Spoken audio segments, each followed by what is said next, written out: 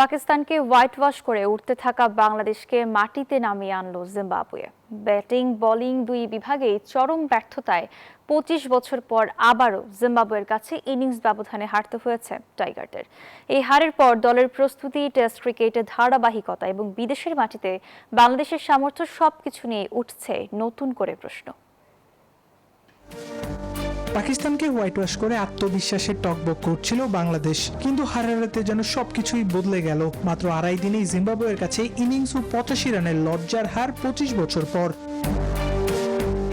ম্যাচের শুরু থেকেই ছিল ব্যাটিং বিপর্যয়। প্রথম ইনিংসে মাত্র ১৪০ রানেই গুটিয়ে যায় বাংলাদেশ। নাজমুল হোসেন শান্ত ও মুমিনুল হকের জুটিতে কিছুটা আশা জাগালেও সেটি ভাঙতেই ধসে পড়ে ব্যাটিং লাইন আপ। শেষে ৮ উইকেট হারায় মাত্র ২৭ রানে। রিচার্ড অ্যাঙ্গারাবা, ব্লেসিং মুজরাব্বানি ও নিউম্যান নিয়ামুহুরীর গতি আর বাউন্সের সামনে অসহায় ছিলেন বাংলাদেশের ব্যাটাররা। বল হাতেও নির্বিষ টাইগাররা। উদ্বোধনী জুটিতে ৮৯ রান তুলে জয়ের ভিত গড়ে ফেলে জিম্বাবুয়ে। ইনোসেন্ট কায়ার দুর্দান্ত ১৪০ রানের ইনিংসের সঙ্গে ক্রেগ আরভিন ও ব্রায়ান ব্যানেটের 50-তে স্বাগতিকরা তোলে ৪১০ রান। প্রথম ইনিংসে ২৭০ রানের বিশাল লিড পেয়ে যায় তারা।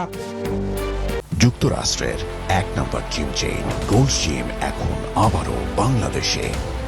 বসুন্ধরা আবাসিক এলাকা ও বসুন্ধরা সিটি শপিং মলে।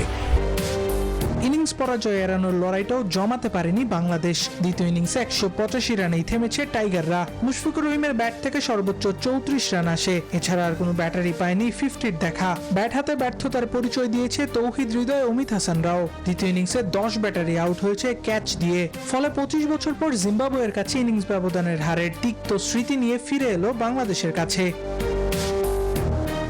আবরার আল দাইয়ান, নিউজ 24।